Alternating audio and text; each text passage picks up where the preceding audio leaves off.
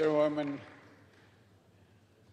yields back. Gentleman from Florida is recognized. Is reserving, and gentlewoman from Indiana is recognized. Mr. Speaker, I yield 3 minutes to the gentleman from Texas, Mr. Gohmert. Gentleman from Texas is recognized.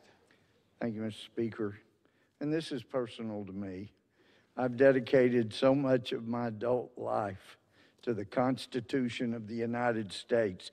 And if you go back to 1884, it's been cited for about 80 or 100 years even, a select committee back in 1884 was taking up the issue of a member of Congress being expelled, and the committee said that because the conduct was committed during an earlier Congress, it must be said that with practical uniformity, the precedents in such cases are to the effect the House will not expel a member for reprehensible action prior to the election of a member, not even for conviction of an offense.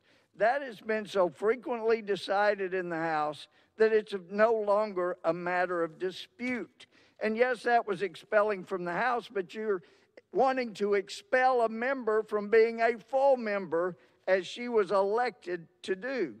Now, James Madison, hopefully that name rings a bell, said if the legislature could regulate those, talking about qualifications, which in this case would mean you got to meet our qualifications for what you say before you're a member of Congress, or you don't come in.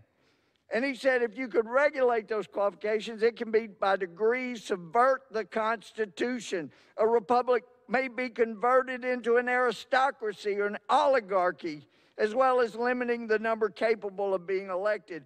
Qualifications founded on artificial distinctions may be devised by the stronger party in order to keep out partisans of a weaker party.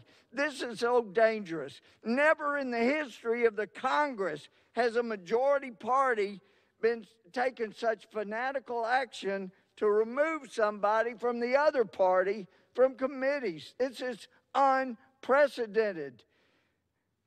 You know, we had a senator named Biden who looked at a Ku Klux Klan recruiter as a mentor and friend, and you punished him by inaugurating him as president.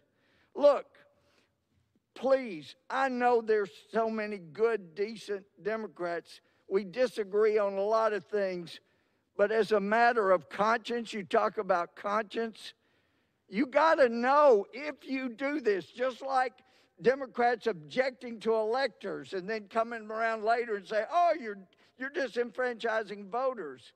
Look, if you do this, you know the day will come when Republicans will not like something you said and start removing you from committees.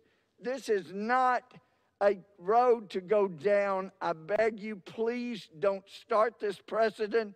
It won't end well for either party, but we will follow your lead if you lead. I'm imploring you, do the right thing.